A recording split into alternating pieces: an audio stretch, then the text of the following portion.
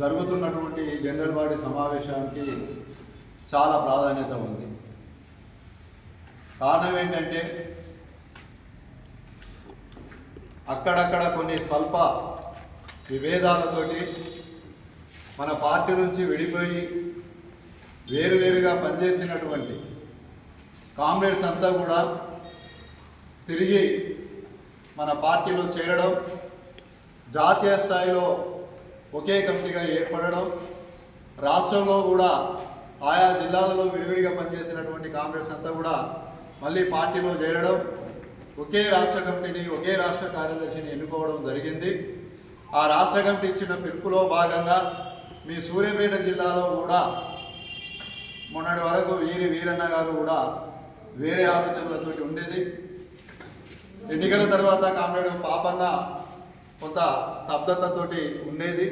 వీళ్ళందరితోటి సమన్వయం చేసుకొని సూర్యాపేట జిల్లాలో కామ్రేడ్ బిఎన్, కామ్రేడ్ ఓంకార్ గారు, అలాగనే తెలంగాణ రైతాంగ సాయుధ పోరాట అమరవీరులు ఏ ఆశయం కోసమైతే తమ ప్రాణాలను సైతం లెక్క చేయకుండా ఆనాటి నైజాం నవాబుకు వ్యతిరేకంగా, దొరలు జాగీరుదారులకు వ్యతిరేకంగా తమ ప్రాణాలను అర్పించి ఈ సూర్యాపేట గడ్డ మీద ఎత్తినటువంటి ఎర్ర జెండాను తెలంగాణ నలుదిశలే కాకుండా భారతదేశానికి, ప్రపంచానికి ఒక వేగు చుక్కలాగా మార్చినటువంటి తెలంగాణ రైతాంగ సాయుధ పోరాట వారసత్వం కలిగినటువంటి ఈ గడ్డ మీద ఈ యొక్క జనరల్ బాడీ సమావేశం చాలా కీలకమైనటువంటి సందర్భంలో జరుగుతూ ఉంది. రేపు సెప్టెంబర్ 10 నుంచి 17 వరకు తెలంగాణ రైతాంగ సాయుధ పోరాట వారోత్సవాలను జరుపుకోబోతున్నాం. ఈ తెలంగాణ రైతాంగ సాయుధ పోరాటం జరిగింది దొరలకు, జాగీర్దార్లకు వ్యతిరేకంగా, గడీల రాజ్యానికి వ్యతిరేకంగా, భూమి కోసం, ముక్తి కోసం, వెట్టి చాకిరి విముక్తి కోసం తెలంగాణ రైతాంగ సాయుధ పోరాటం సాగింది. ఆ తెలంగాణ రైతాంగ సాయుధ పోరాటాన్ని కొనసాగిస్తున్నటువంటి క్రమంలో ఈ ప్రాంతంలో ఉండబడినటువంటి కుమ్మరికుంట్ల దొరలు కావచ్చు, ఇంకా అనేక ప్రాంతాల్లో ఉండబడినటువంటి దొరలు ఆనాడు నైజాం నవాబు యొక్క రక్షణ కోరి విష్ణూరి రామచంద్రారెడ్డి యొక్క అండదండలతోటి ఈ ప్రాంతంలో ప్రజా ఉద్యమాలను, భూమి ముక్తి పోరాటాలను అణిచివేసేటువంటి ఒక దుర్మార్గమైనటువంటి నరమేధం కొనసాగింది.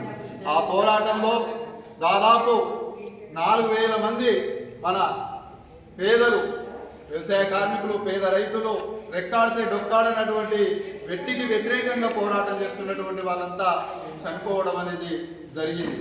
ఆ పోరాట ఫలితంగానే 10 లక్షల ఎకరాల భూమి పంపిణీ చేయబడ్డది.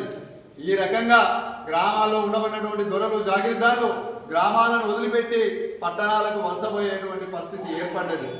అది ఎర్రజెండా నాయకత్వంలో సాగినటువంటి మహత్తరమైనటువంటి పోరాటం. ఆ పోరాటాన్ని ఈ రోజున ఆ పోరాటం చేసినాడు కానీ, ఆ పోరాట వారసత్వం కానీ సంబంధం లేనటువంటి కాషాయ దళం, బీజేపీ మతోన్మాదులు ఇక్కడ నైజాం నవాబ్కు వ్యతిరేకంగా, తుర్కోళ్లకు వ్యతిరేకంగా హిందువులు చేసిన పోరాటం అని చెప్పి హిందూ ముస్లింల కొట్లాటగా దీన్ని మలిచేటువంటి ప్రయత్నం చేయడం జరుగుతూ ఉంది. వాస్తవంగా ఆనాడు దొరలకు, జాగీర్దార్లకు, నైజాం నవాబ్కు వ్యతిరేకంగా సాగినటువంటి మహత్తర పోరాటంలో షేక్ బందంగి ఒక ముస్లిం. ఆ ముస్లిము ఈ పేద ప్రజలకు అండదండగా పోరాటం చేసినటువంటి వాడు. అనేక గ్రామాల్లో మైనార్టీ ముస్లింలే. ఆనాడు హిందూ ముస్లిం కొట్లాటలు లేవు. ఆనాడు దొరలకు వ్యతిరేకంగా భూమి కోసం, ముక్తి కోసం పోరాటం సాగింది. ఆ పోరాటాన్ని ఈ రోజున ఈ ఆర్ఎస్ఎస్, విశ్వ హిందూ పరిషత్, బీజేపీ వాళ్ళు వక్రీకరణ చేసేటువంటి ప్రయత్నం చేయడం జరుగుతూ ఉన్నది.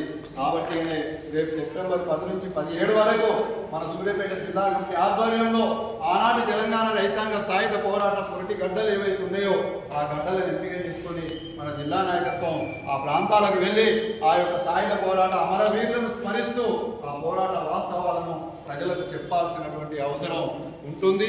అది ముందు మన ప్రథమ కర్తవ్యంగా ఈ జిల్లా జనరల్ బాడీ స్వీకరించాలని చెప్పి నేను విజ్ఞప్తి చేయడం అనేది జరుగుతాను.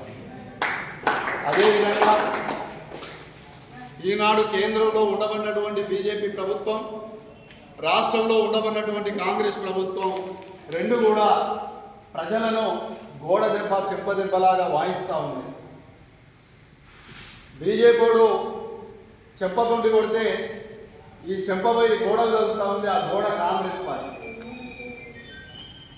నీళ్లు నిధులు నియామకాల పేరుతోటి నాటి తెలంగాణ రైతాంగ సాయుధ పోరాట స్ఫూర్తితోటే ప్రత్యేక తెలంగాణ ఉద్యమం జరిగిందని చెప్పుకుంటున్నటువంటి వాళ్ళు ఆ తెలంగాణ పోరాట ఫలాలను ఈ తెలంగాణ ప్రజలకు అందకుండా దోపిడీ చేస్తున్నటువంటి పరిస్థితిని మనం చూస్తూ ఉన్నాం.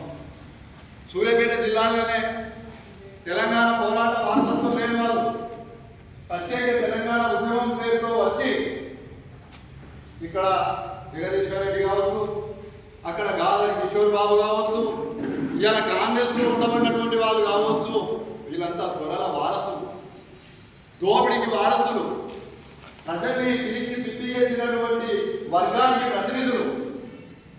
ఆనాడు సిపిఐ కావచ్చు, తర్వాత సిపిఎం కావచ్చు, తర్వాత ఎంసీపీఐ పార్టీ కావచ్చు, కామ్రేడ్ బిఎన్ గారి నాయకత్వంలో జరిగినటువంటి ప్రతి పోరాటం మీద ఈ దొరలంతా కలిసి కచ్చగట్టి పేదవాళ్ళను, ఎస్సీ ఎస్టీ బీసీ మైనార్టీ వర్గాలను రాజకీయంగా, ఆర్థికంగా, సామాజికంగా అభివృద్ధి కాకుండా అంచివేసినటువంటి వాళ్ళే. ప్రజలను అంగట్లో సరుకులాగా ఎన్నికలు రాగానే డబ్బులు పంచి, మద్యం పంచి కొనుక్కొని ఓట్లు వేయించుకొని ఆ ఓట్ల తర్వాత ప్రజల సంక్షేమాన్ని విస్మరించినటువంటి వాళ్ళే తప్ప పార్టీలు వేరైనా వాళ్ళ యొక్క దోపిడీ విధానంలో తేడాలు లేవు అనేటువంటి విషయాన్ని ఇక్కడ మనం గమనంలో పెట్టుకోవాల్సినటువంటి అవసరం ఉంది.